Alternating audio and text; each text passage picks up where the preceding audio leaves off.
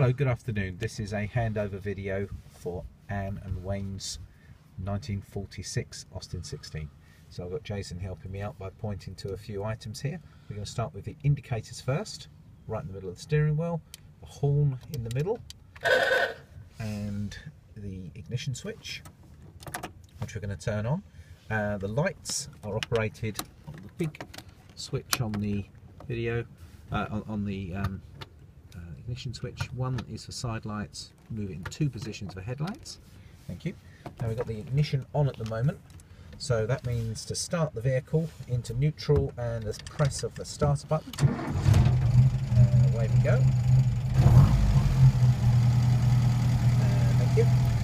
Now if I can just ask Jason to point out the dials. We've got the amp meter here, we've got the speedo, we've got the petrol gauge through to the oil pressure gauge. The windscreen wipers work on the button through here.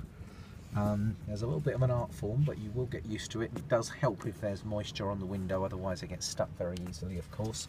Now we've got two little switches down here. We've got a fog light and a driving light that you pull out to operate. And then you've also got the ability to change the miles with these little dials under here, and then there's the clock, which I don't actually think works. Now we've got the wind out direct air conditioning here, which I think Anne remembers from when she viewed the car. Now we're going to move down to, so the heater switch. We must tell you about the heater switch. Now these are known as being rather problematic, and what we decided to do, you'll see there's a bullet connector here that's actually been disconnected. Now, reason being is that the way these heaters work is that the switch itself is a resistor, and if you don't switch it off properly, which is very easy to do, the circuit is still live, and the fear is that it could potentially certainly drain your battery, and there is always risk of fire if it's left on. So we've made the decision to disconnect it. If you happen to use the car on a winter day, it's easier just to connect it underneath the dashboard, but generally speaking I don't think that's widely used because of this issue of it being very, very easy to leave on. But the heater does work quite nicely. I think it was working actually when you come to see us.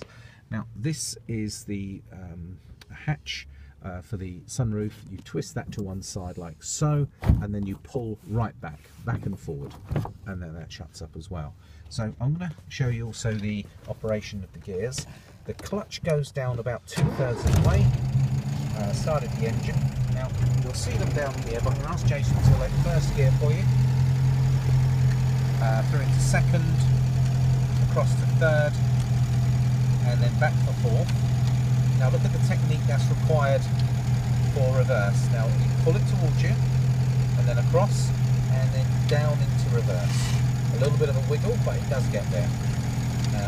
So a pull and across and down into reverse. And now there's a little switch down here on the floor. That is to operate the headlamp full beam. And there's a little dipstick here which helps you with the gearbox oil. Yes. So that is the operation of the switch gear. Now I'm going to show you underneath the bonnet. I'm going to ask Jason to open that up for me. We've given the car its final clean. Being a black car, it needs a clean on a fairly regular basis to look beautiful. Now this is the rebuilt carburetor just here. This is the radiator, which you need to just check for coolant. In regards to topping up for petrol and topping up the oil, I'm going to ask Jason to show us where that cap is through the back here. And there's a dipstick just behind the alternator here. So these are things that you need to check on a fairly regular basis to make sure that the levels are correct.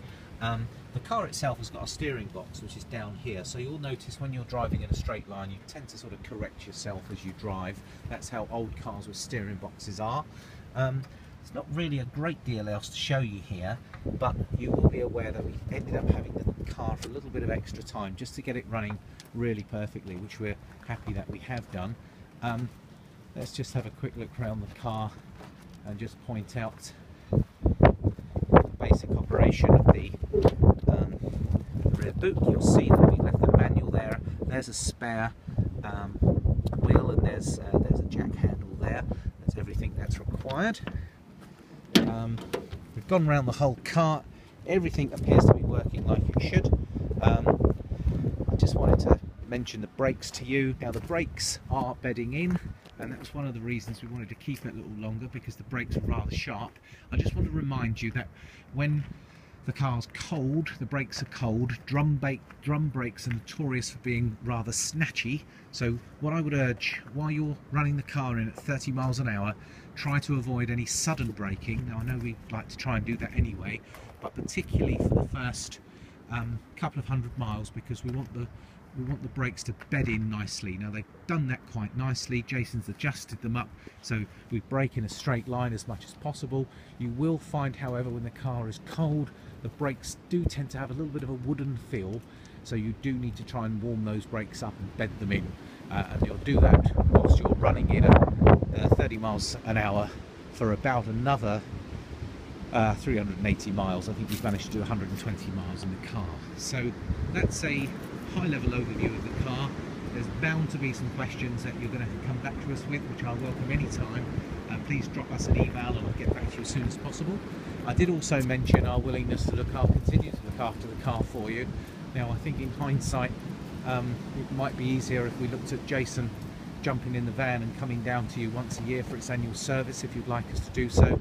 Otherwise, the links I provided, I feel sure you will find through the Austin Owners Club a suitable local mechanic who will have an understanding of these old cars. But I got a feeling that's probably enough information to get you started. She's running beautifully well at the moment. She starts on the key. She's been adjusted up. She's running very, very nicely. So your Easter drive is assured. Just remember to continue with your running in. Any issues at all, please get in touch. And it just remains for me to say it's been a genuine pleasure dealing with you.